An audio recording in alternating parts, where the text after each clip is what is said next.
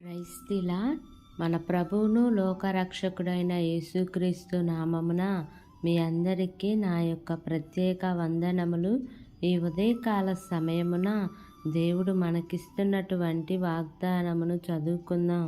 146వ దావీదు కీర్తన 8వ వచనము. యెహోవా కృంగిన వారిని లేవనెత్తువాడు, యెహోవా నీతిమంతులను ప్రేమించువాడు. ఆమేన్. దేవునికే మహిమ కలుగును గాక. ఈ ఉదయకాల సమయమున దేవాతి దేవుడు ఈ యొక్క వాగ్దానము ద్వారా మనందరితో మాట్లాడుతూ ఉన్నారు.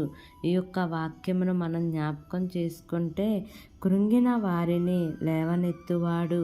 మన దేవుడు కృంగిన వారిని లేవనెత్తే దేవుడు.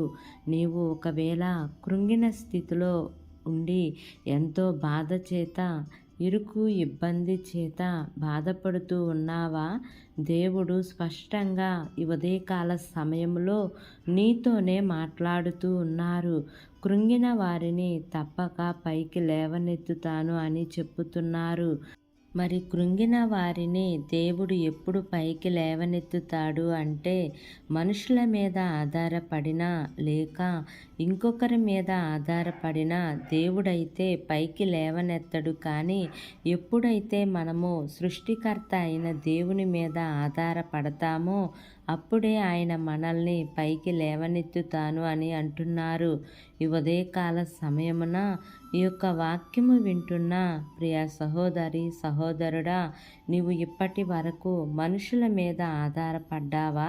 నీవు మనుషుల మీద ఆధారపడినంత కాలము దేవుడు నీకు సహాయము చేయడు. కానీ నీవు ఎప్పుడైతే దేవుని మీద ఆధారపడతావో అప్పుడే దేవుడు నిన్ను పైకి లేవనెత్తుతాను అని చెప్పుచూ ఉన్నారు. బైబిల్ గ్రంథంలో ఉన్న భక్తులందరూ కూడా దేవుని మీద ఆధారపడ్డారు. కానీ ఎప్పుడు కూడా మనుషుల మీద ఆధారపడలేదు. ఒకవేళ మనుషుల మీద ఆధారపడితే వారి జీవితాలు ఏ విధంగా ఉంటాయో బైబిల్లో ఉదాహరణగా కొన్ని విషయాలు వ్రాయబడి ఉన్నాయి. నీవు ఎప్పుడు కూడా దేవుని మీద ఆధారపడు. దేవుడు నీకు తప్పక సహాయం చేస్తారు. నీ బాధ, నీ ఇరుకు, నీ ఇబ్బందులలో నుంచి నీ కన్నీరు తుడిచే దేవుడు మన దేవుడు. కాబట్టి ఈ వాగ్దానమును నమ్మి ఈ వాగ్దానం ప్రకారంగా జీవిద్దాం. దేవుడి వాగ్దానము మనందరి జీవితములలో నెరవేర్చబడును గాక. ఆమేన్. ప్రార్థన చేసుకుందాం. ప్రేమ కలిగిన యేసయ్యా, కృప కలిగిన దేవా, నీకు వందనాలు తండ్రి, నీకు స్తోత్రములు ప్రభా. ఇంతవరకు నీ కృపలో మమ్మల్ని కాచి కాపాడిన విధానాన్ని బట్టి నీకు వందనాలు తండ్రి. ఈ ఉదయకాల సమయమున మీరు మాకు ఇచ్చినటువంటి ఇటు వాగ్దానాన్ని బట్టి నీకు వందనాలు దేవా.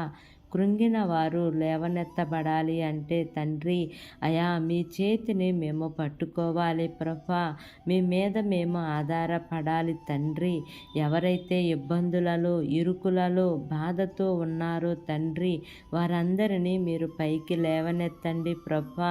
ఈ ఉదయకాల సమయమున ఎవరైతే నీ మీద ఆధారపడుతున్నారో వారందరినీ మీరు పైకి లేవనెత్తండి తండ్రి. వారి ఇబ్బందులలో నుంచి, ఇరుకులలో నుంచి వారికి విజయమును దయచేయమని మిమ్మల్ని వేడుకుంటున్నాను ప్రభా. ఈ వాక్యమును విని ప్రార్థనలో ఏకీభవిస్తున్న ప్రతి కుటుంబాన్ని జ్ఞాపకం చేసుకోండియా. శాంతిని, సమాధానమును, నెమ్మదిని మీరు వారికి అనుగ్రహించండి ప్రభా. బలహీనులు ఉంటే జ్ఞాపకం చేసుకోండియా. చదువుకుంటున్న బిడ్డలను జ్ఞాపకం చేసుకోండియా.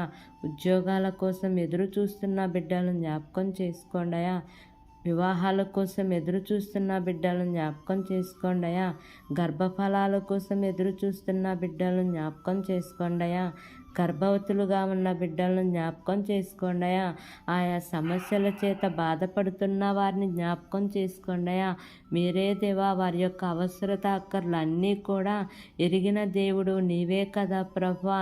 నీ మితిలేని ఐశ్వర్యంలో వారి ప్రతి అవసరత అక్కర్లన్నీ కూడా తీరుస్తూ రమ్మని మిమ్మల్ని వేడుకుంటున్నానయ్యా. మా దేశాన్ని, దేశ ప్రజలను జ్ఞాపకం చేసుకోండియా. దేశమును పరిపాలిస్తున్న ప్రతి అధికారులను జ్ఞాపకం చేసుకోండియా. వారి కుటుంబాలను జ్ఞాపకం చేసుకోండియా. వారికి మంచి ఆరోగ్యమును, ఆయుష్ను దయచేయండి దేవా. వారు ఏ పని చేసినాను సఫలతను మీరు వారికి అనుగ్రహించండి ప్రభా.